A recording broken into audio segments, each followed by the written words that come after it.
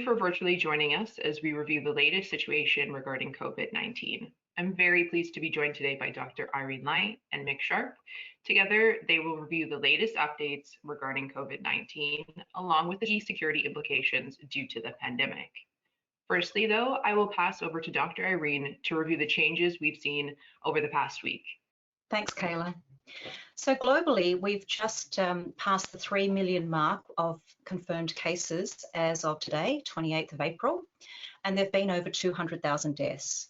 We've had roughly 180 countries where these cases have been reported from, and there are approximately 20 or so countries and territories that have yet to report a case. Most of these are Pacific Island nations, but it also includes Antarctica, of course. Great, thank you, Dr. Irene.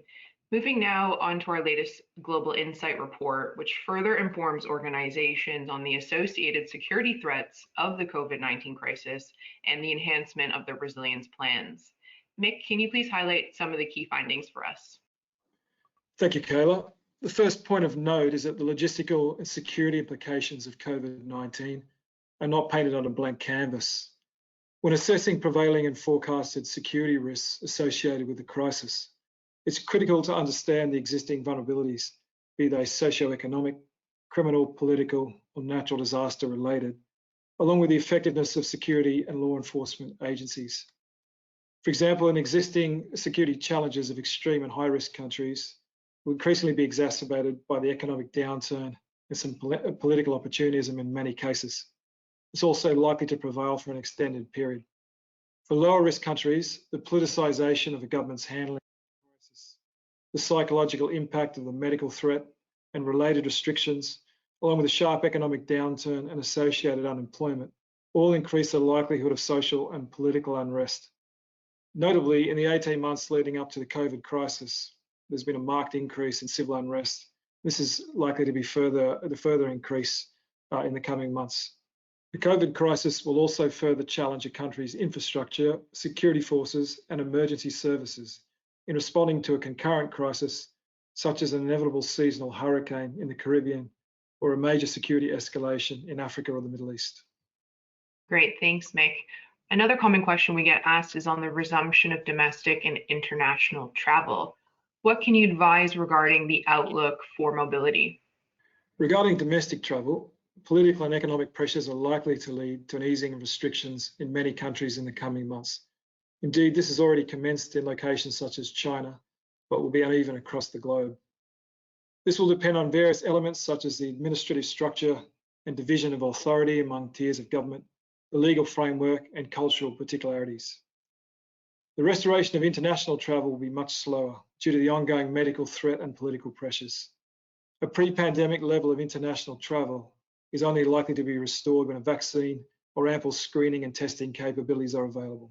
Thanks, Mick. If we can spend some time, Dr. Irene, for you to provide some more insight into the likelihood of a vaccine becoming available, and also explain what the controversy is over testing. Thanks again, Kayla. So a vaccine is currently being developed by a number of groups, and some of them have started human trials.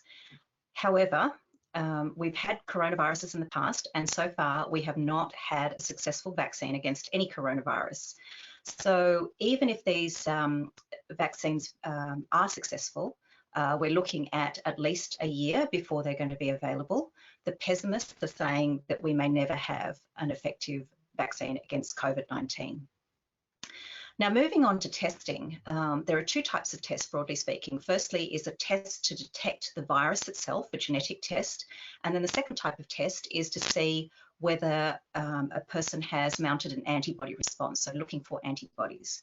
Now, when it comes to testing for the virus itself, we're looking for a piece of the gene of the virus, and it's called PCR, or polymerase chain reaction. And these tests are becoming more widely available, and so far this is considered the gold standard for testing. In some places, the expertise and the equipment to perform these tests are only located in a number of centres, and they're not that widely available in certain places. And the samples have to be taken and sent to those centres. There are now more rapid tests available in this group, where the equipment is being shipped out to different centres, and so some of these places can turn around the test results for PCR within an hour or so, within 2 hours, rather than having the delay to get a diagnosis of an active coronavirus infection. Now, when it comes to the antibody testing, this is a new disease and there's a lot that we don't know. Generally speaking, when you're infected with an infectious disease, you mount an antibody response, and those antibodies are protective against future infections. We don't know that for certain with COVID-19 antibodies yet. So we are seeing that most people will mount an antibody response, but we don't exactly know what this means. The serology test means that we have to take some blood and we test it for the antibodies. Some people who have been tested, even though we know that they've actually had coronavirus, are not mounting an antibody response, and some of the antibody responses that we've seen have actually been quite low. We don't know how long the antibodies persist and how long they will protect you against future infection. Now, there is a proliferation of antibody tests, and some of these are available as a kit and known as a point of care test, meaning that they can be done at the patient's bedside. They are regulated in a lot of places, and they are recommended to be used by national and international authorities only under research protocols or under the supervision of medical professionals. Now, there has been a proliferation of these tests available. There are hundreds available, and with the relaxation of approvals in certain places, it's been described as the Wild West of testing. And so if these tests are going to be used, they have to be used with caution. You have to understand what the results mean. So what does a positive result mean? What does a negative result mean? There definitely are false positives and false negatives. And if you are positive, it doesn't necessarily mean that you're protected against future infections, and it also doesn't mean that you are not infectious. So if these tests are to be used, they must be used under strict protocols with medical supervision, and of course with tight reporting of those results to the authorities. Thank you, Dr. Irene. I'd now like to shift into the key COVID-19 related security challenges we see impacting a range of locations, including those previously deemed lower risk. Nick, I'll pass this over to you to take us through, please. The key point I'd like to make is that as far as the security dimension to the COVID-19 crisis is concerned, we're just at the beginning. Although job losses are already very real for the growing number of individuals impacted, the wider economic fallout will be sustained, and great pressure on both governments and security forces in a number of areas, including social unrest and crime.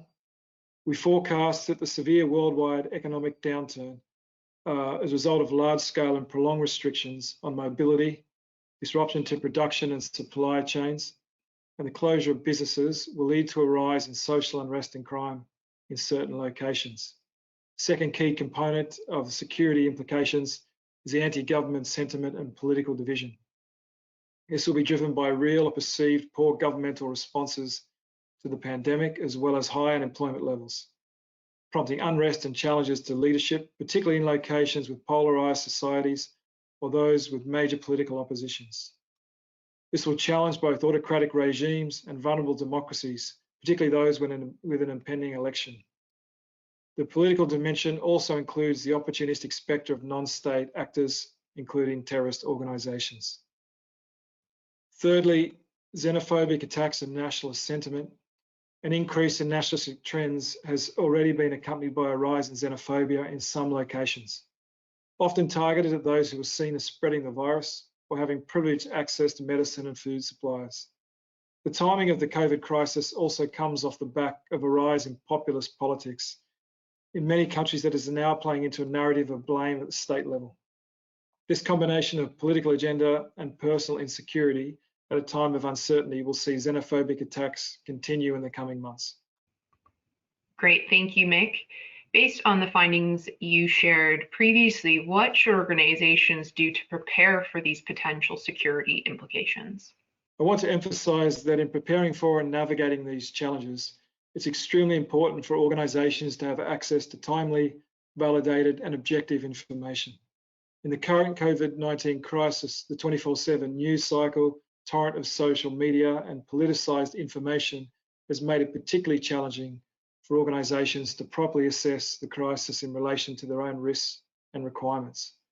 This was particularly acute during the initial escalation phase and continues to remain key for decision makers in the current phase of domestic and international restrictions. Along with a robust resiliency plan, it's also central to understand when and how a company can return to operations and get employees back to work as efficiently and most critically as safely as possible. Thank you very much for joining us for today's virtual update. To learn more about the key security implications of the pandemic and our 7-step resilience plan, please do get in touch. As the situation continues to evolve, please do continue to review our up-to-date information, advice, and assistance regarding COVID-19.